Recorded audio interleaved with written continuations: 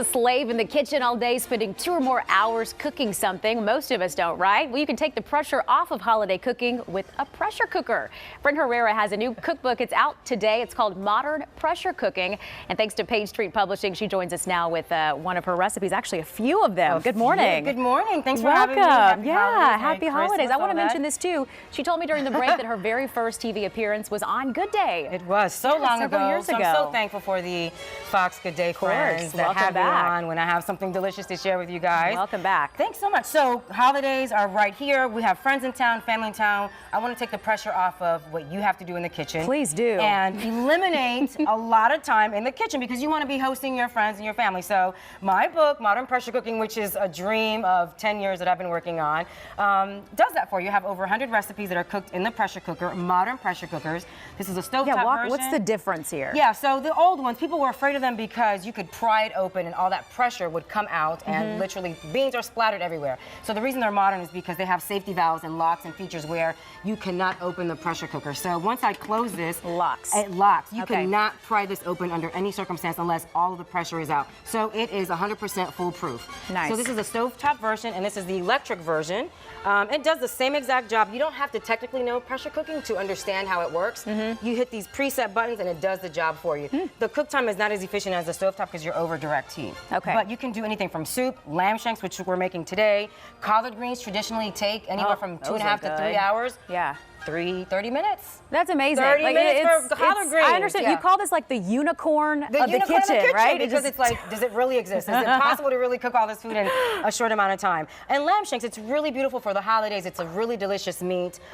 Flavors of the season, you got sage and thyme and tarragon. So colorful. And then I love this soup. I want you to make this at home. It's done in 20 to 25 minutes. It's a carrot, orange, and tarragon soup with a splash of Grand Marnier. It's delicious. Wow, that sounds good. Do you want to make any of this with me? Yeah, I want us to walk through how to put this together. So the lamb shanks, we have about 4 pounds here. We've got powdered sage and salt. If you have a mortar and pestle at home, which I love to use, you're going to take garlic, the sage, and the salt and rub it down in the mortar and pestle, and you're going to create a beautiful paste. We don't have one here on set today, but with the olive oil, it's going to become really, really beautiful, oily. You're going to saturate your lamb shanks. My hands are clean. So that's how you want it. Yeah, you want to saturate. You can, if you have time, what you can do is refrigerate this for about 2 hours. If you don't have time, guess what? You're going to stick this right in here. My hands are clean, but we have tongs. Excuse me here. This is my first pressure cooking experience. Oh. Yes. I'm close. You hear that sizzling? I'm close. You're going to brown your shanks for about 2 to 3 minutes on each side. And then you're going to add chicken broth. That's going to give you some added flavor. You can trim the fat on the lamb shank too, but the fat on the lamb shank is going to give you that really robust, intense flavor that you want. And you're going to take some Syrah, which is one of my favorite red wines, about 1.5 cups of that. And then all your other accoutrements, if you will. You're going to take shallots. Shallots is a really beautiful French onion. It's a little sweeter than the regular white onion. Your carrots for color. Isn't this beautiful? Yeah, it really. I feel like you're using a crock pot almost. No. Okay, I know. Maybe I should, but I just mean the ease of it, like just adding everything in. So in the book, I have a couple of recipes where you literally can just stick everything in there at once. No searing, no browning. Close your pressure cooker and you're done. Some recipes for experienced cooks rather, allow you to layer your flavors. So for instance, with this, you're going to brown the shank, you're going to brown the round roast, build your flavors, and then close the pressure cooker. But if you don't have that kind of time or interest, you can literally cook a lot of these recipes all at one time. But it's energy efficient, it's time efficient. It's just, the point of it is to really understand that you can cook beautiful meals, elaborate meals in a significant amount of shorter time. Delicious. So why not? And then, of course, our figs. And then your fresh thyme. You're going to do about 12 sprigs of thyme. I love the ingredients that you're using in this. Yeah, this is, again, really festive, holiday. You know, experiment in the kitchen. Explore your different options.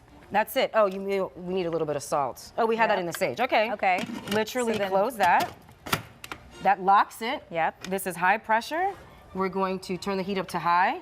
It's going to take about 20 minutes, depending on your density and your weight. It's going to take about 15 to 25 minutes to reach pressure.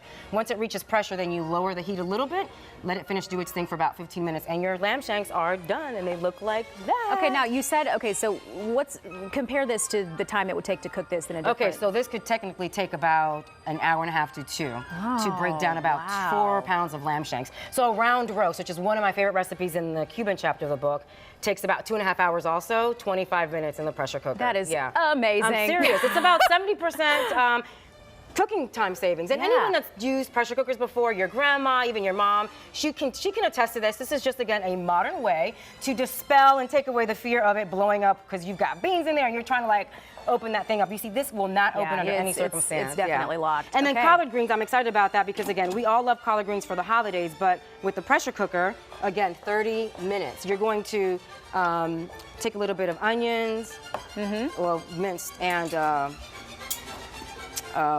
some lengthwise.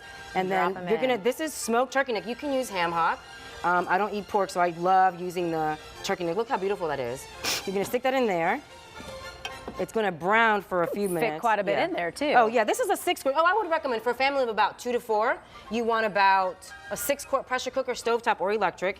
This is going to give you a little less quantity or space than the 6-quart. And we're just about out of time, but tell me what that's called so they know what to look for in the cookbook. So this is an electric pressure cooker. That's literally all you're going to look for. Google electric pressure cookers, and you're going to get a whole bunch of And that's options. dish? What's this dish? Oh, this is your smoked turkey collard greens. Got it. Okay. All right. Again, thanks to Page Street Publishing for help coordinating today's segment. For more on Bren Herrera, her new book, Modern Pressure Cooking,